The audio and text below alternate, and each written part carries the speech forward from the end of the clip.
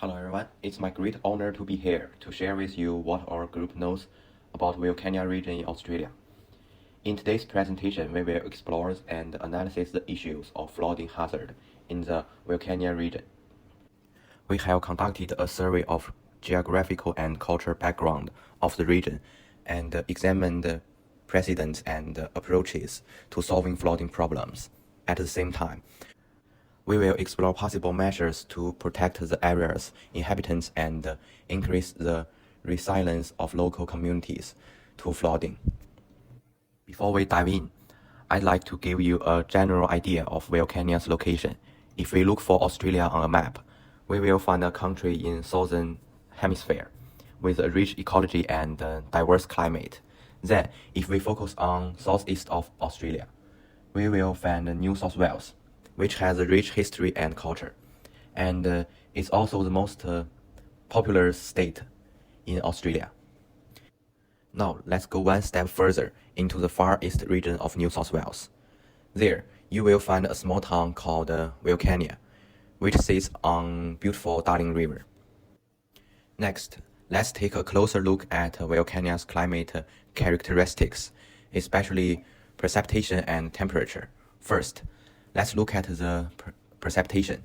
The climate here is semi-arid, and its annual precipitation is not high. Nevertheless, this region still experiences some heavy rainfall events from time to time, and these sudden heavy rains can quickly change the water level of the Darling River, creating a risk of flooding in the area. Then let's look at the temperature. Summer in Wilcannia can be very hot, with maximum temperatures often exceeding 35 degrees, while winter lows can drop to 5 degrees, especially in the summer. The combination of high temperatures and low rainfall can lead to dry conditions, which presents a different kind of challenge for the residents of Wilcannia. Next, I would like to take you through the geographical features of Wilcannia, including its elevation and contours. The topography of Wilcannia region consists mainly of plains and low hills, and these topography features have a profound impact on the climate and ecology of region. The plain terrain makes it easier for rain to accumulate on the ground, while the low hills help to change the wind direction and speed, which affects the distribution for rainfall. When talk about elevation, we can say that there is a relatively little elevation change in the Wilcannia region. The average altitude of the whole area is mainly around 120 meters. Although elevation changes little, subtle topographical difference in the region, such as river valleys and small hills, largely determine where rain flows and accumulates. The biodiversity of Wilcannia region is also of concern. Although located in a semi-arid region, there are still many plants and animals adapted to the arid environment living here. For plants, the main representative species include a variety of shrubs and trees, such as stand desert peas and Wilcannia lily. These plants are able to withstand high temperatures and low water environments, and are an important part of ecosystem in the Wilcannia region. On the animal side, the birds population of Wilcannia region is an important aspect of its biodiversity. There are many unique birds, such as square-tailed kite and black-breasted buzzard. These plants and animals have found a way to survive in the semi-arid environment, adding a rich life color to the ecosystem for this region.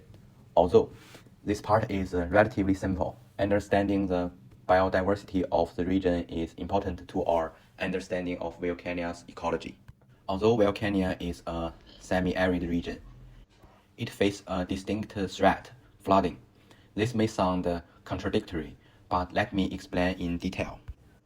Although the annual precipitation in Wilcannia is not high, the water level of the Darling River can rise quickly when heavy rain pours down, because Wilcannia is located in the middle of the Darling River and at a sharp bend in the river. The water tends to run out of its bed, which leads to flooding.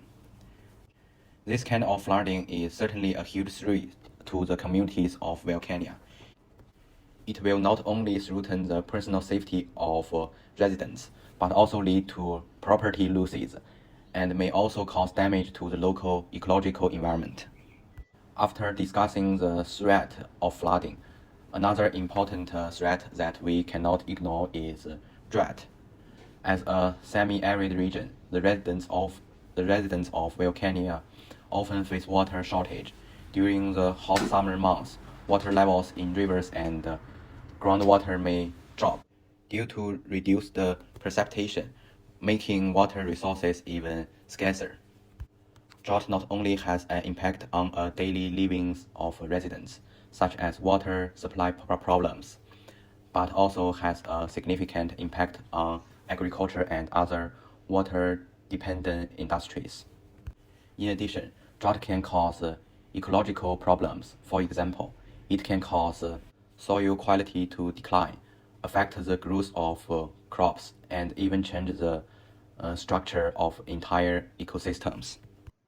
Okay, let's move on to my section next. I will learn you through an occupant analysis. It will be divided into the six sections, which are the history and heritage, education and language, culture and arts, faith and the political perception, special needs, potential hazards.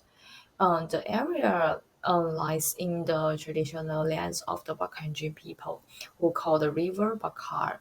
The name Wilcannia is said to be derived from an indigenous term for the either get in the bank where the flow waters escape or the wild dog. Either means has been the linguistically verified.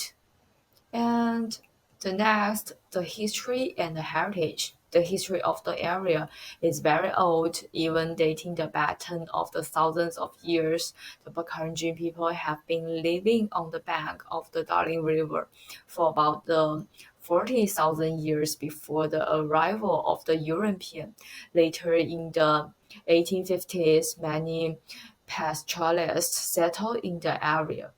This is the historical timeline. By the mid 1880s, Virginia was a booming port with 13 hotels, a population of the 3,000, and a local newspaper, the Virginia Times. In the late 1880s, Virginia was the third largest port on the Darling River. At that time, it was known as the Queen City of the West. When opals were discovered in the White Cliffs in the 1890s, the river trade increased. Virginia became the supply depot for the opal miners. Eventually, as road and the rail traffic increased, the steamer trade, the town's importance declined.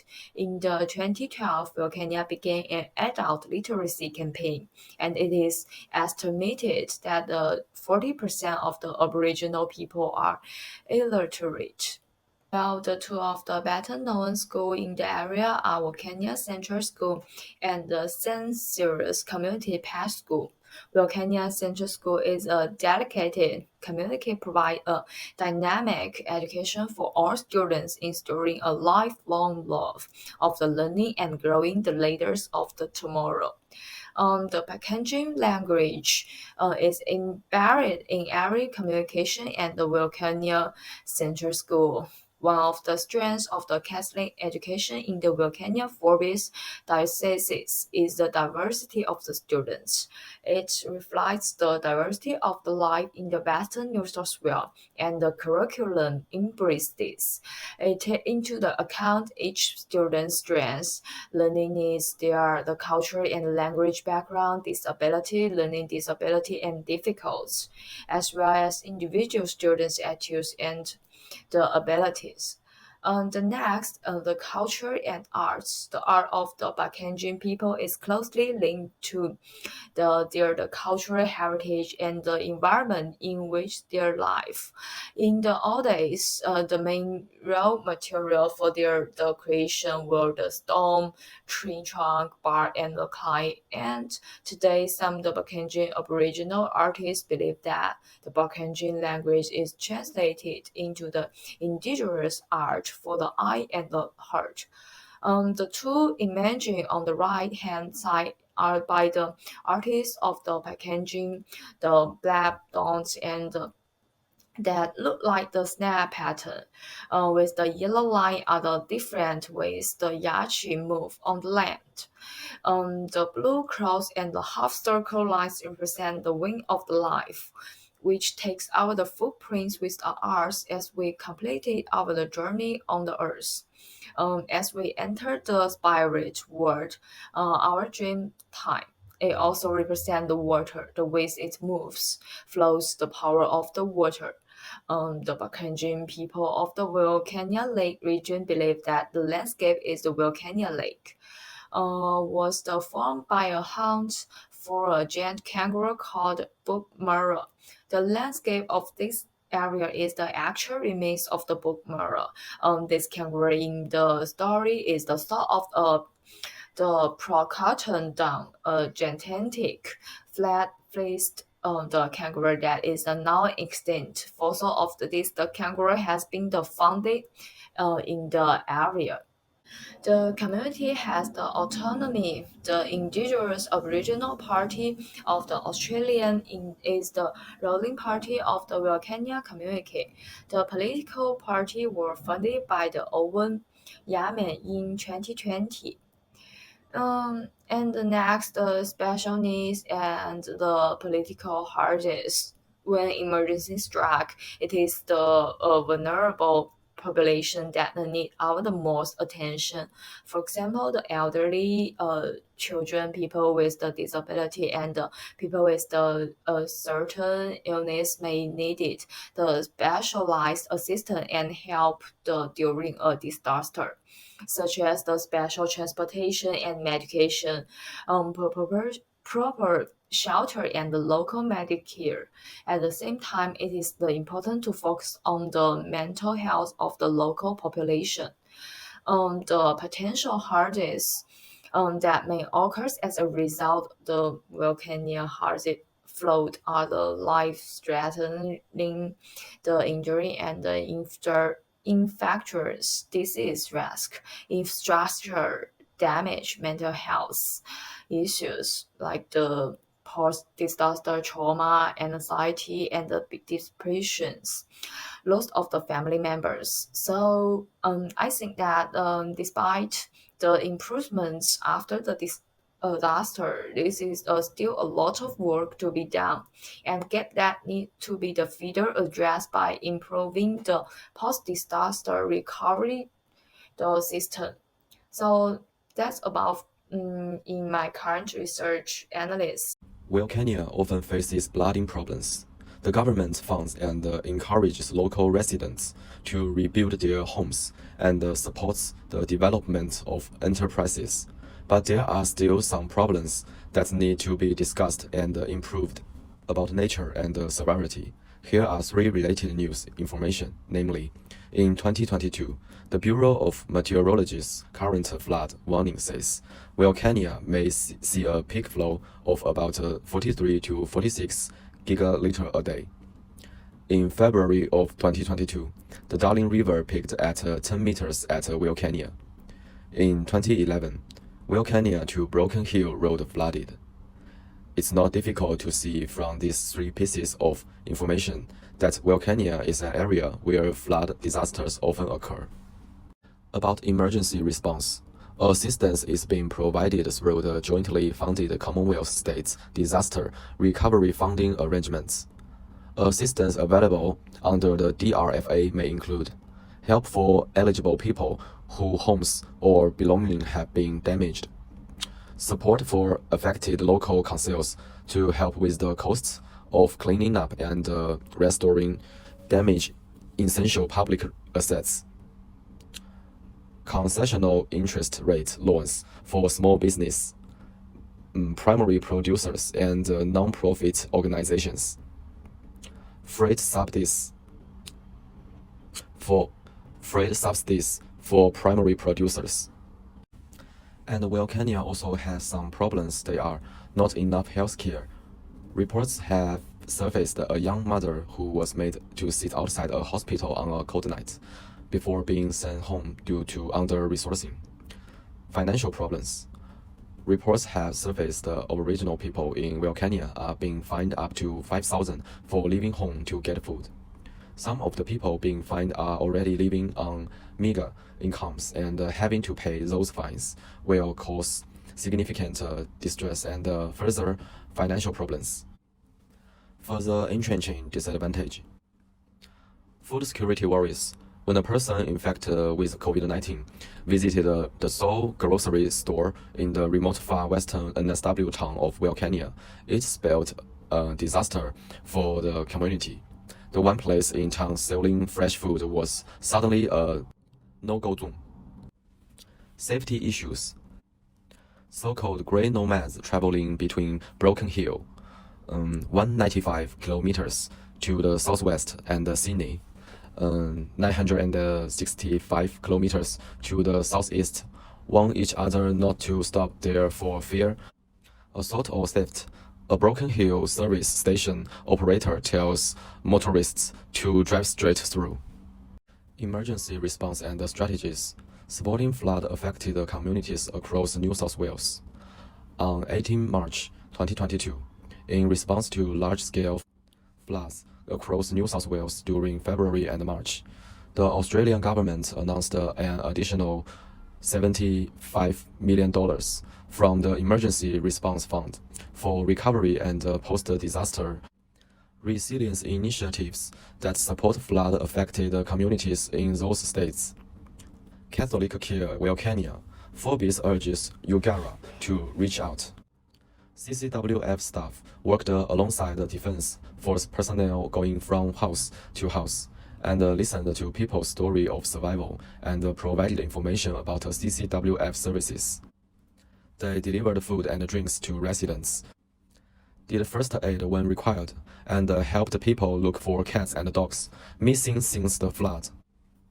CCWF workers also rolled up their sleeves to provide practical support, cleaning, ripping up and dragging out carpet, and helping clear out other ruined items from houses and yards. In the face of natural disaster such as flood, the NSW Emergency Service plays a vital role.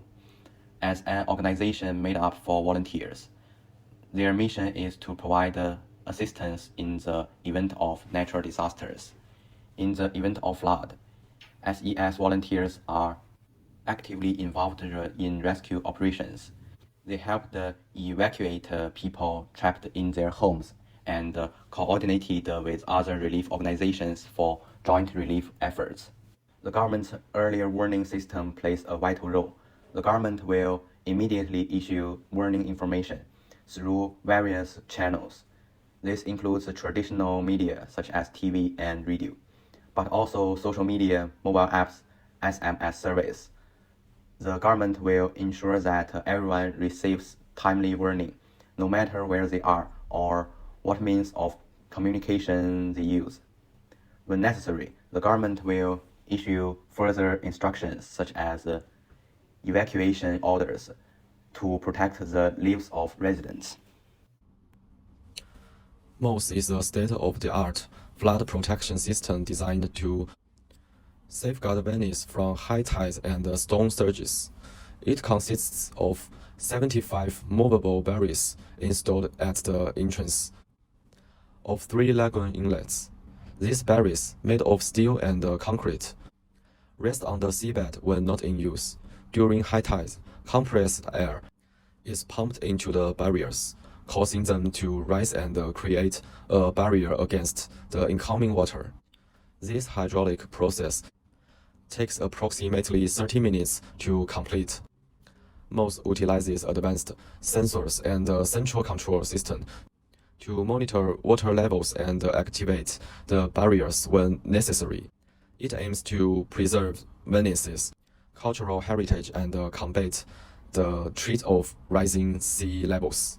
This arch is not a bridge but a hydraulic gate to prevent flooding. This floodgate has been protecting Osaka for over 50 years.